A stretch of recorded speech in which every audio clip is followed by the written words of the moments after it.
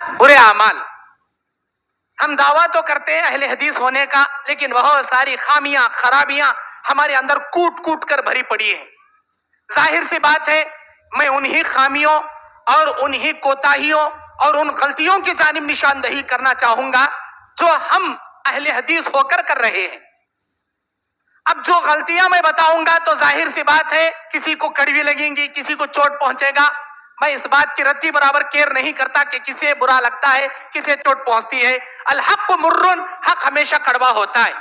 اور میں کڑوی باتیں بڑے ڈنکے کی چوٹ میں بولتا ہوں قرآن اور حدیث کے دلائل سے، بھلے وہ کسے بری لگے، بھلے وہ کسے چوٹ لگے.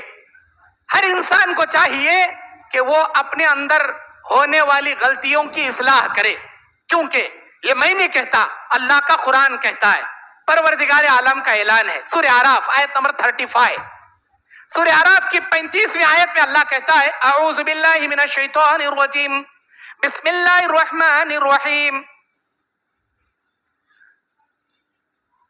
فمن اتقى واصلح فلا خوف عليهم ولا هم يحزنون.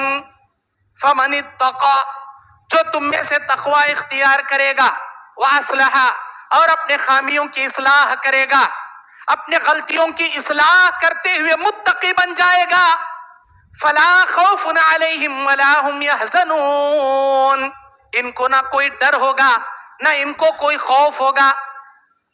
دنیا میں بھی کوئی ڈرنے کی ضرورت نہیں، آخرت میں بھی ان کو ڈرنے کی ضرورت نہیں. اللہ کہتا ہے دنیا میں بھی سکون، آخرت میں بھی سکون. کب؟ جب تم اپنے اندر کی غلطیوں کی اصلاح کر کے متقی بنو گے تب.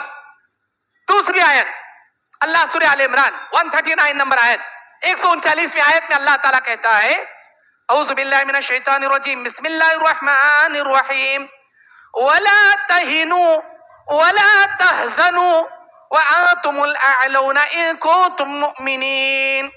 تم کو ڈرنے کی ضرورت نہیں، تم کو غم کرنے کی ضرورت نہیں، تم ہی سربلند رہو گے، تم ہی کامیاب رہو گے اگر دنیا میں تم پکے مومن ہو کر زندگی گزار لو.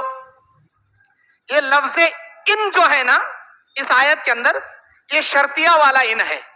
شرطیہ کسے کہتے ہیں؟ اگر تم یہ کرو گے تو میں تم کو ہدیہ دوں گا، اگر تم میرا کام کرو گے تو میں تم کو مزدوری دوں گا، اگر تم میری ہیلپ کرو گے تو میں تمہاری ہیلپ کروں گا. یہ اگر جو جملہ ہے یہ شرط والا. آپ کو کسی نے کام پر رکھ لیا، تم جا کر محنت کرو گے تب وہ آپ کو مزدوری دے گا.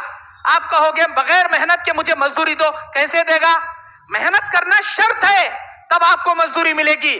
اللہ کہتا ہے ولا تہنوا ولا تحزنوا، ڈرنے کی ضرورت نہیں، غم کرنے کی ضرورت نہیں. کب؟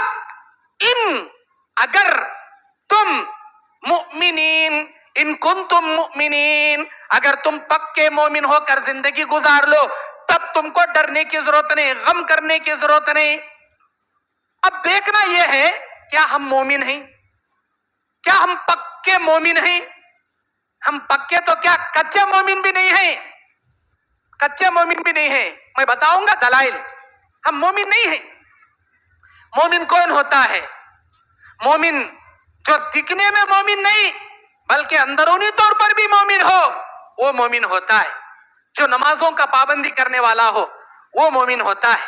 جو زبان کا سچا ہو وہ مومن ہوتا ہے. جو امانت کا پکا ہو وہ مومن ہوتا ہے. جو وعدے کی پاسداری نبھائے وہ مومن ہوتا ہو. جس کے نگاہیں بد نگاہی نہ کرتے ہوئے، گناہ کو نہ دیکھتے ہوئے شرم و حیا سے اپنی نگاہوں کو نیچے کر لے وہ مومن ہوتا ہے. اپنے ہاتھ اپنے پیر سے کسی کو ایذا تکلیف نہ دے وہ مومن ہوتا ہے. اپنی شرمگاہ کو جائز اور حلال استعمال کرے وہ مومن ہوتا ہے. اب آپ دیکھیے جھانک کر اپنے اندر، کیا آپ مومن ہیں؟ کیا آپ کی زندگی میں نماز کی پابندی ہے؟ کیا آپ کی زبان سچائی پر قائم ہے؟ کیا آپ جو وعدہ کرتے ہیں اسے برابر نبھاتے ہیں؟ کیا آپ کی امانت داری برابر چل رہی ہے؟ کیا آپ کی زندگیوں میں وقت وقت پر نماز کی پابندی چل رہی ہے؟ کیا آپ کے پیٹ میں حلال لقمہ جا رہا ہے؟ کیا آپ کے اڑوس پڑوسوں کے ساتھ، آپ کے بیوی بچے رشتہ داروں کے ساتھ آپ کا اچھا سلوک ہے؟ اگر ہے تو ماشاء اللہ ثم ماشاء اللہ آپ مومن ہیں. آپ مومن ہیں؟ اگر نہیں ہیں تو آپ اپنے آپ کو مومنوں کے دائرے میں مت تلاشو. منافق ہے ایک نمبر. کیا آپ منافق تو کیا، منافق سے بھی گئے گزرا، وہ کافر جیسے ہیں. کیونکہ نبی نے فرمایا من ترک الصلاۃ متعمدا فقد کفر، جس نے جان بوجھ کر نماز چھوڑا اس نے کفر کا ارتکاب کیا. اب ہمیں کیسے مسلمان، وقت ملیا پڑھتی، نہیں ملیا چھوڑ ڈالتی. وقت میسر ہو رہا پڑھیں گے، نہیں میسر ہو رہا چھوڑ دیں گے. اپنی سہولت کے مطابق نماز پڑھنے والے. جبکہ نبی نے فرمایا اللہ کو سب سے پسندیدہ عمل وہ عمل ہے جو نماز کو اس کے وقت پر ادا کرے. ہم دکان میں بیٹھے رہتے ہیں، دنیا کو ترجیح دیتے ہیں، کسٹمر کو ترجیح دیتے ہیں، مال کمانے کو ترجیح دیتے ہیں، لیکن اللہ کی عبادت کرنے کے لیے حیا علی الصلاۃ حیا علی الفلاح کو تب لبیک کہتے ہوئے ترجیح دے کر نماز کو ہم جاتے نہیں. ہم کہیں کہ اہل حدیث جی، کہ یہ منہج اہل حدیث ہے، کہ اسے اہل حدیث کہتے ہیں. دیکھو صحابہ کا منہج وہ تھا اہل حدیث کا منہج. صحابہ کا منہج، نبی اور صحابہ کا منہج، اہل حدیث کا منہج، کتاب و سنت کا منہج. جب حیا علی الصلاح کی آواز، حیا علی الفلاح کی آواز بغیر مائک کے، بغیر اسپیکر کے، بغیر کسی لوڈ اسپیکر کے ان کے کانوں میں آواز پہنچتی، اپنے دکانوں کو چھوڑ دیتے، اپنے مکانوں کو چھوڑ دیتے، مسجدوں میں صف اول کے ساتھ، اقامت کے ساتھ، نبی کے ساتھ نماز ادا کرتے. جیسے آج ہماری جمعہ میں بھیڑ جمتی ہے نا، فجر کی نماز میں صحابہ کی ایسی بھیڑ جمع کرتی تھی. فجر کی نماز میں، فجر میں مکمل یہ نمازی غائب ہو جاتے ہیں. میں پوچھتا ہوں کہاں جاتے ہیں؟ کیا آسمان ان کو نگل لیتا ہے یا زمین ان کو چبا لیتی ہے؟ کہاں جاتی ہے یہ پبلک؟ صرف جمعہ میں نظر آتی ہے. آپ اپنے دل پر ہاتھ رکھ کر بتاؤ، کیا اللہ نے ہم پر صرف جمعہ فرض کیا ہے؟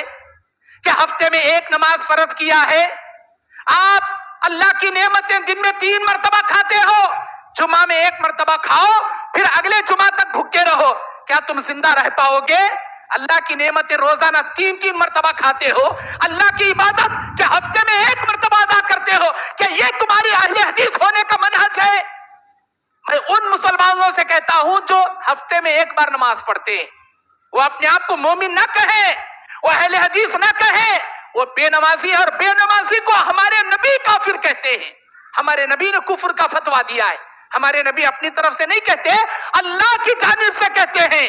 وہ آدمی مومن نہیں ہو سکتا جو نمازوں کو چھوڑ کر اپنے آپ کو ہفتے میں 1 بار نماز پڑھ کے اپنے آپ کو منہج اہل حدیث کا ثابت کرے. میرے دینی اور اسلامی بھائیوں، ہمارے بدعمال اتنے گھٹیا قسم کے، جس کی وجہ سے 1000 قسم کی مصیبتیں آج ہمارے اوپر ٹوٹ پڑی ہیں. ہر قسم کی مصیبتیں ہمارے اوپر سایہ فگن کی طرح ٹوٹ پڑی ہیں.